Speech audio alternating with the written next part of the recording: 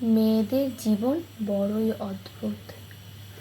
মেনে নিতে নিতে আর মানিয়ে নিতে নিতে জীবন শেষ। লোকে বলে মেয়েদের নাকি কোনো বাড়ি হয় না। সত্যি বলতে মেয়েরা ছাড়া কোনো বাড়ি সম্পূর্ণ হয় না। বিয়ের পর সবাই জানতে চায় মেয়েটি বাপের বাড়ি থেকে কি কি নিয়ে এসেছে, কিন্তু এই কথাটি কেউ জানতে চায় না মেয়েটি বাপের বাড়ি থেকে আসার সময় কি কি ছেড়ে এসেছে। বাপের বাড়িতে যে মেয়েটি মায়ের অল্প কথায় অভিমান করে বসে থাকতো, সেই মেয়েটি শ্বশুর বাড়ি এসে শ্বশুর বাড়ির অনেক মানুষের অনেক কথা সহ্য করে মুখ বন্ধ করে বসে থাকে। মেয়ে হয়ে জন্ম নেওয়াটা যত সহজ, মেয়ে হয়ে জীবন কাটানোটা ততটা সহজ নয়। মেয়েরা চাইলেই সব নিজের স্বপ্ন পূরণ করতে পারে না। যেখানে একটা ছেলে দুদিনের জন্য শ্বশুর বাড়িতে গিয়ে ঠিক মতো থাকতে পারে না, সেখানে একটা মেয়ে তার মা বাবা আত্মীয় স্বজন সবাইকে ছেড়ে এসে শ্বশুর বাড়িতে সারা জীবন কাটিয়ে দেয়।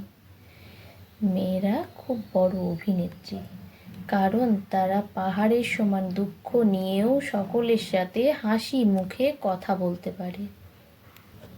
একটা মেয়ে চাইলে স্বাধীনভাবে থাকতে পারে না।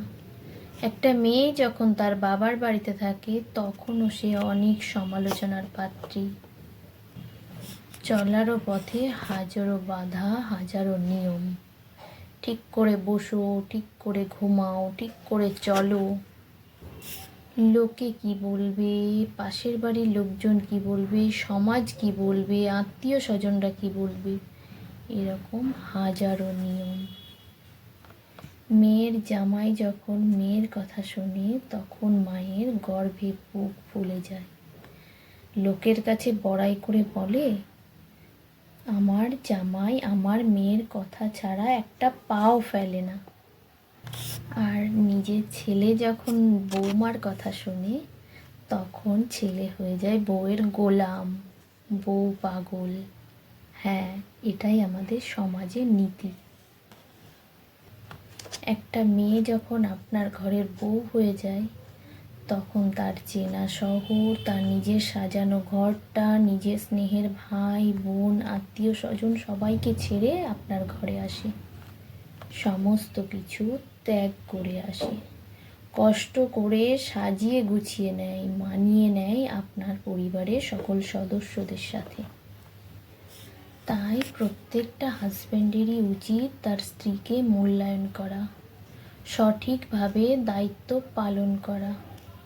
একজন স্ত্রী তখনই নিজেকে সুখী মনে করে যখন সে একজন খুব ভালো স্বামী পায়।